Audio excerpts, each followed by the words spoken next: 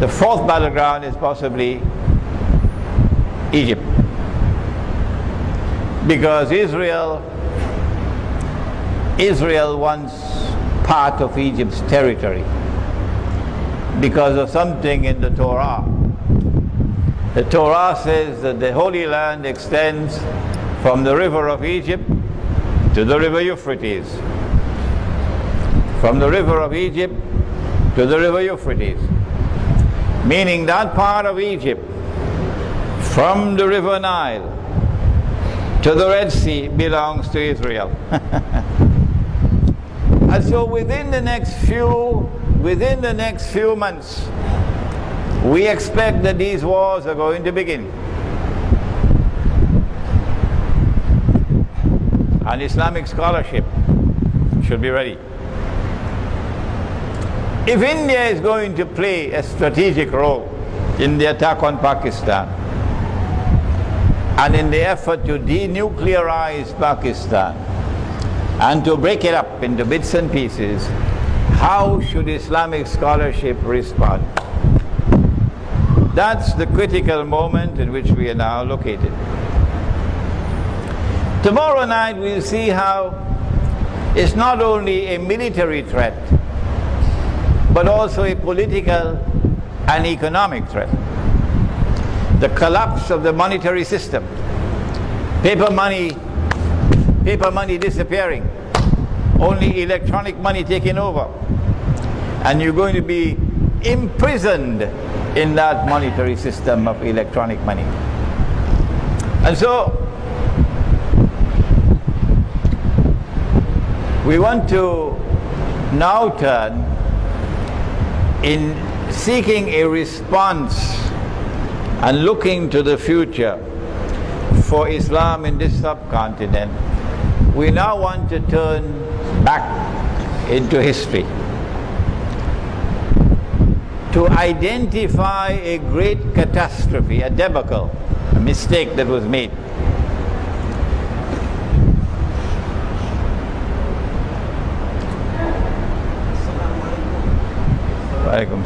And when we recognize and understand that big mistake which was made when the partition took place, when Britain was decolonizing and the Republic of Pakistan came into being, and then eventually the Republic of Bangladesh came into being, we'll be in a better position, particularly for the Muslims of India, to understand the way forward. And now briefly, because we don't have the whole night,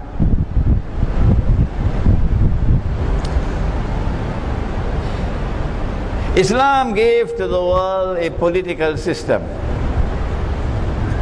but it did not come for the first time with Nabi Muhammad alayhi salatu wasalam, no. It came for the first time with Nabi Dawood alayhi salam and Nabi Sulaiman alayhi salam, the holy state of Israel in the Holy Land. And that holy state of Israel recognized Allah as Al-Malik, the sovereign,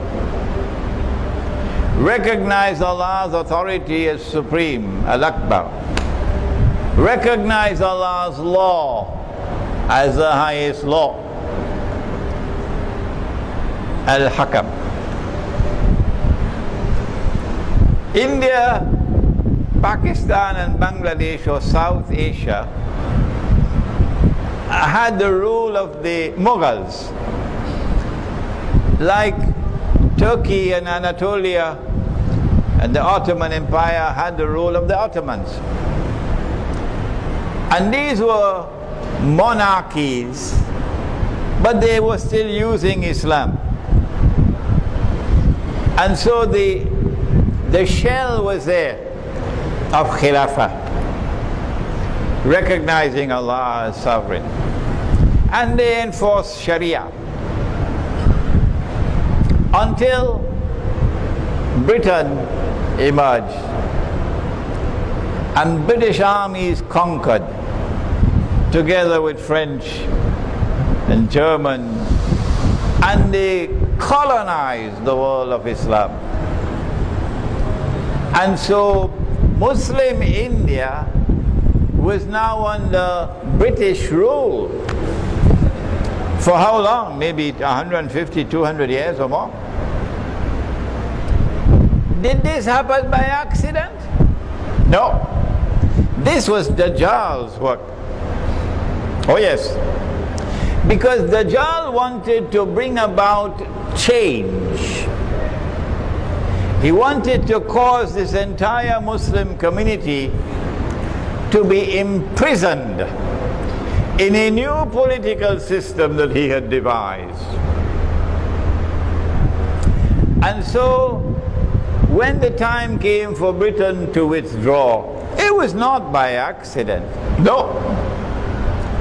Britain wanted to withdraw, but on the condition that what is left behind will now be carbon copies of the European political system. Oh yes.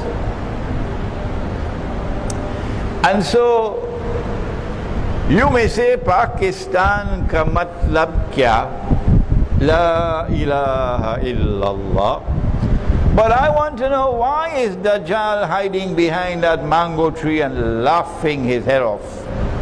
He is so happy. Why? Don't you understand, you dum-dum? You have abandoned Darul Islam. You have abandoned Khilafah.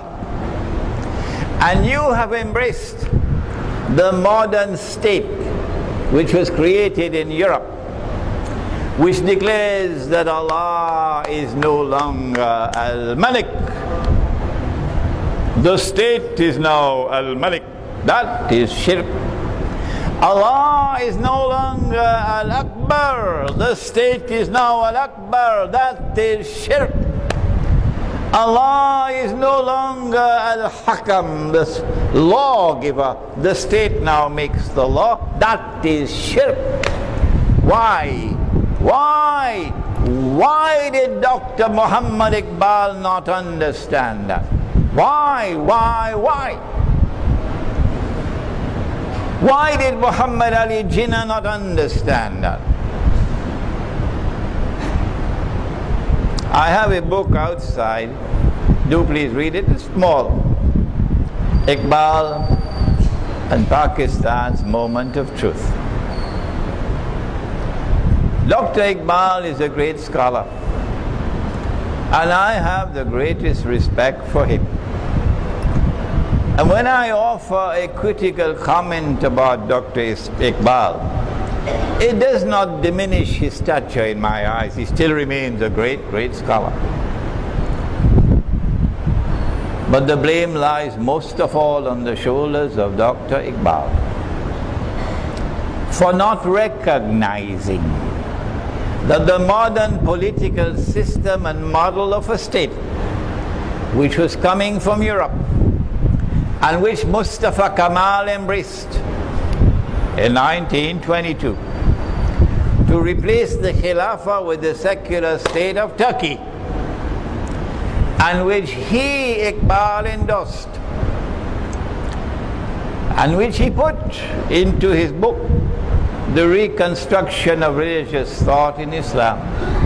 He said that the modern parliament of the Republican state is an adequate substitute and replacement for the Khilafah.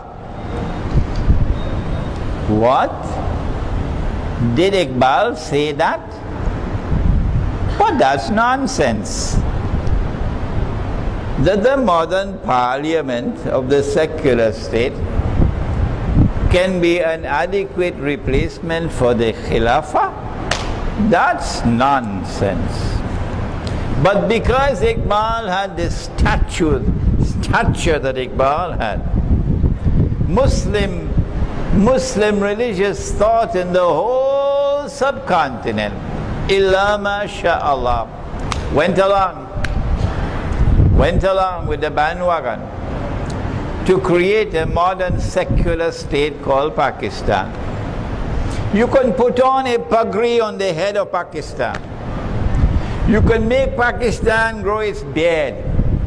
And you can put Pakistan in Sunnah clothes, it's still a secular state, you dum-dum.